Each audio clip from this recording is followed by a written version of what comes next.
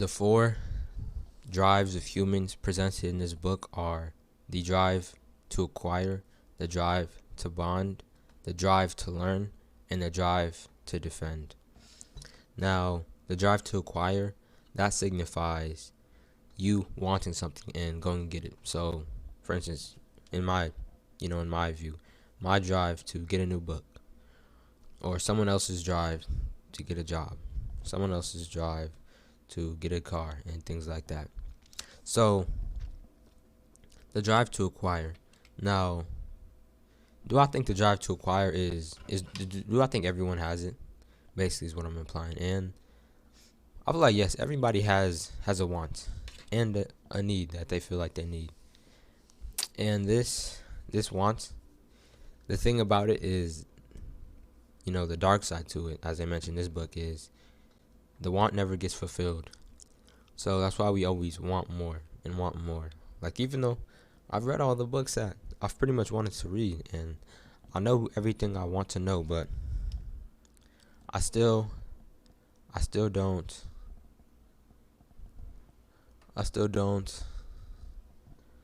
feel like I've done enough. Even though, I know I've done enough, but I kind of just want more. Basically is what I'm signifying. I'm pretty much just a regular Homo sapien here. And next, the drive to bond, which again, everyone has it. Everyone wants a friend. And the dark side that they mentioned to this was genocide, which is pretty much the opposite of wanting to bond. It's not wanting to bond and just killing people. Killing. And that's pretty much it's happened a lot throughout history. It's pretty much nothing new. And the third one that I mentioned is the drive to learn. And this is kind of mixes in with the drive to acquire. And in my case, because I want to acquire knowledge and I want to learn more about the world and the brain. I love learning about the brain. So the drive to learn. This one, it's pretty much in my life always. I always have a drive to learn, and I really do enjoy it. I really do enjoy learning a lot. And the dark side to learning is you can learn the wrong things and get inside these indoctrinations which may actually harm you. Now, beliefs in themselves don't harm you, but when you act on those beliefs. So, say you think, this is just, purely fictional, but if someone were to jump out of a 5-story building and they think, hey, I'm not going to die. Or for instance, if someone was in a war and they try and pop out, and by pop out I mean they get from behind the cover and they're in the open ground and they think that God's with me, I'm not going to die.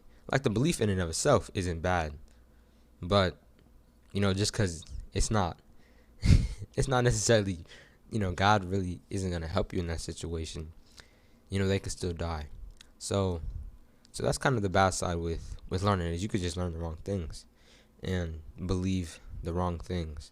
So next, or lastly I should say, is the drive to defend.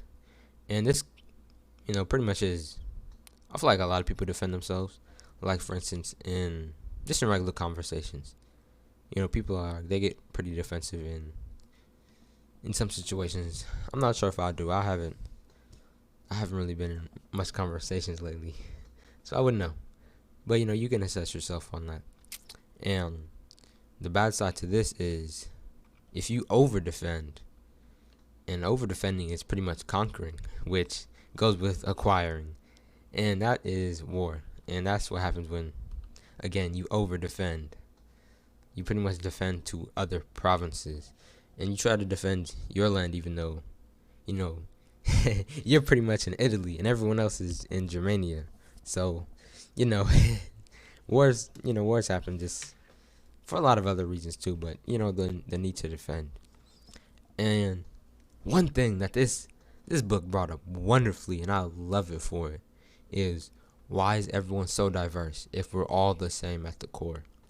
And this is a question that I've had for I don't want to say the longest, but for the past few months with reading about the brain. Like, I'm thinking there's no difference for from me here and a guy in China. Otherwise, of course, he may have a higher IQ than me, as you know, we pretty much know, or a guy in Japan. He may have a higher IQ than me. You know, I probably have a little bit higher standard of living, but you know, there's really no difference between, you know, pretty much our bodies in general. Obviously, there's, you know, some difference with the color, the hair quality. I don't want to say quality, 'cause I'm pretty sure no hair is good quality, but hair and things of that nature. So what they said was simply the reason that we're so just diversified and why we're so apart from each other is because of different cultures. And within those cultures, everyone's just different. So that was kind of not good representation. So we can put it into, you know, quote unquote right brain stuff. And, you know, I don't believe, you know, right brain, left brain, but, you know, we could talk about it for now, because that's the way I'm thinking right now. So basically, think about a tribe, and then think about another tribe. And one tribe is white, they believe in God. I'm pretty much just naming America. They're white, they believe in God, and the next one is black, and they believe in, you know, some random king, or not king, some random god. And then they meet each other, and they eat like different foods. They're different everything. So they think, because they don't know about, you know, human nature and things. So they think, wow, these people are so different from me. Why would I be friends with them? Like, and that's pretty much why. That pretty much is how it happened. Everyone thinks that they're so different from each other. So they think, why would we be friends? And that's really how everything happened. How everyone came to be so diversified. Also, you know, again with the four drives of nature, you know, with the war, that also, you know, messes everything up again, or makes it better, depending on your opinion. So now we can talk about, is this book true? And personally,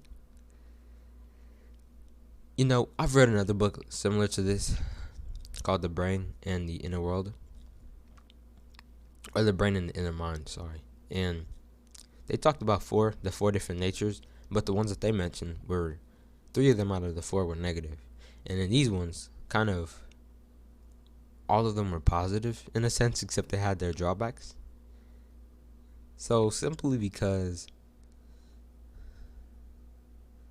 well, no, because I'm really thinking, are humans more positive or are they more negative? You know, in my opinion, I feel like I'm a more kind of a positive person,